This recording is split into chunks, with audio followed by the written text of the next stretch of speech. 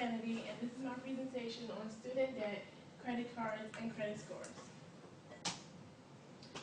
A Notorious B.I.G. song famously proclaims, "More money, more problems." In this song, he's referring to the fact that although his efforts resulted in more money and more fame, there were also unforeseen consequences. Many college students are borrowing copious amounts of money with little regard for how they will repay. Going to college was supposed to result in an education which would allow you to receive a better job.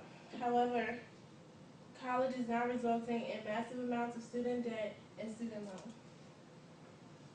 Okay, so student debt is not a new topic, but it has created new burdens for college students and their families. Even credit card holders are experiencing issues because they're using their credit cards to help pay off their student loans. Many fail to realize that this new trend will have an impact on their credit score. Student debt is steadily growing. A 2011 study by an organization called Financial Aid did a study on the rise of student debt. It predicted that in 2012, student debt will pass $1.1 trillion. This is because student debt is rising at a rate of $2,853 per second. Wow. Their prediction came true because as of 2014, student debt is $1.1 trillion. Adding to this debt is the collection of higher degrees. It is possible to obtain an associate's degree without taking out a loan for school. But as you go higher in your degrees, such as a bachelor's and a master's, that gets harder.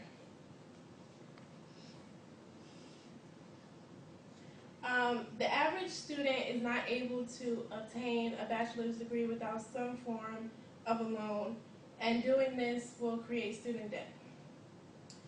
Debt depends on the institution that you go to. It is a known fact that going to a private school costs more than going to a public school. A study on College Board determined that a private school tuition for the year 2013-2014 cost around $31,000, whereas going to an in-state public school was around $9,000, and out-of-state was around $22,000. It is almost impossible to make it to graduation without some form of a loan. Many students have adapted the motto, if I'm going to be in debt anyway, I might as well go to the school that I want to. This is a chart that shows how low the debt was in 2003 and how much it has risen in 2013. In 2003, it was about $20 billion, and now it is near $1.1 trillion. Student debt has surpassed credit card debt. Americans are borrowing money again to pay off their credit card loans. A study by the Federal Reserve Bank in New York stated that student debt has surpassed credit card and auto loan debt. It is only second to mortgage loan debt. Again, student debt is at $1.1 trillion and credit card debt is at $679 billion.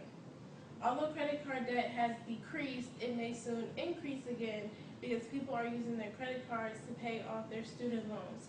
And they're also receiving loans through their credit cards, and if they default on their credit card loans, they not only have student debt, but they now have excess credit card debt. This is a chart showing how student loan debt has surpassed credit card debt.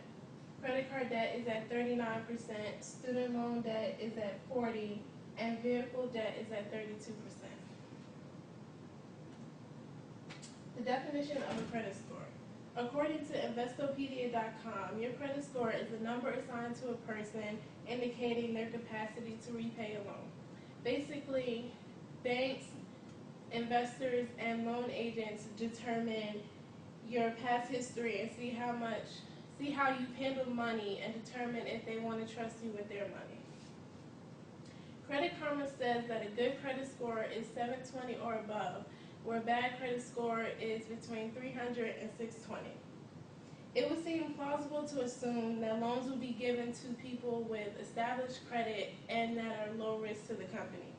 However, students with with little to no credit score and history are receiving large amounts of cash from lenders. They are doing this because they believe that once the student graduates, they will then be able to return the investment. This is based off the assumption that once a student graduates, they will automatically get a job and begin repaying off their debts. But with the way the job market is right now, there's no guarantee that the student will get a job. And if the student does not get a job, their loans will then go into default. And they also must remember that your student loans will not be forgiven by bankruptcy. They will be with you for the rest of your life.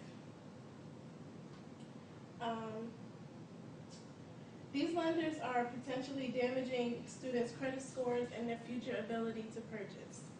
One Wisconsin Now found a strong correlation between student loan debt and renters. People who rent cars and apartments most likely have student debt. People were more likely to purchase used vehicles rather than new vehicles also because they didn't want to go through the process of having their credit score checked and being denied, and they also didn't want to have to pay the higher car payments. Lack of new vehicle purchasing may reduce spending by an estimated $6.4 billion. This is a breakdown of how your credit score is determined, and they use your payment history, the amount that you owe, the length of your credit history, new credit, and types of credit used. The amount of student debt is constantly increasing at an alarming rate, and it shows no signs of slowing down. Although credit card debt has decreased, it may soon increase because people are using their credit cards to help pay off their student loans. Both of these issues are affecting our credit scores and our futures. In an effort to get further in life, we may be setting ourselves back. With student debt as it is college really worth it?